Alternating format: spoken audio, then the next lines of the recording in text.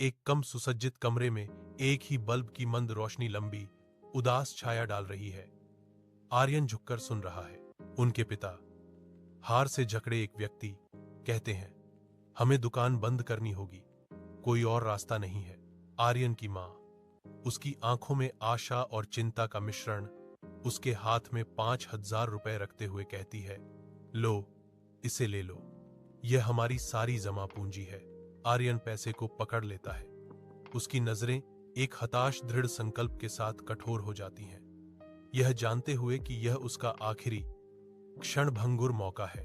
आर्यन अपनी आंखों में आशा की चमक लिए हलचल भरी सड़कों से गुजरता है, अपनी जैविक मसालों को अपनी बाहों में लिए एक खरीदार की तलाश में।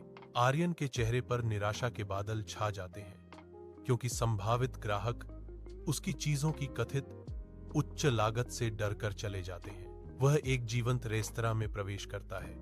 उसकी आवाज गंभीर है, क्योंकि वह मैनेजर को अपने मसालों की शुद्धता का पैशनेटली वर्णन करता है। प्रबंधक की निगाहें तेज हैं। उनकी आंखों में एक चुनौतीपूर्ण चमक है, क्योंकि वह एक कठिन कार्य का प्रस्ताव करते हैं। 24 घंटे में 100 किलोग्राम हल्दी। आर्यन की आंखों में एक भयंकर दृढ़ संकल्प चमक रहा है। वह मैनेजर की चुनौती को स्वीकार करता है। उसकी मुद्रा में जीत का एक मौन वादा है।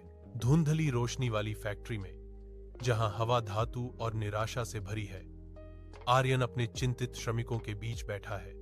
उनके चेहरे चिंता से भरे हुए हैं। आर्यन शांत मशीनरी की ओर इशारा करते हुए अपनी स्थिर आवाज में गंभीर खबर देता है, मेरे पास वेतन देने के लिए पैसे नहीं हैं, लेकिन अगर आप मेरा साथ देंगे तो मैं वादा करता हूं कि हम इससे बाहर निकलेंगे।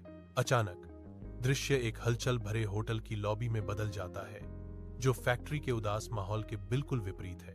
आर्यन अब एक कुरकुरी सूट में एक सख्त चेहरे वाले प्रबंधक के सामने खड़ा है, जिसके हाथ में एक टैबलेट है जो एक जटिल दस्तावेज की ओर इशारा कर रहा है। आर्यन ध्यान से सुनता है,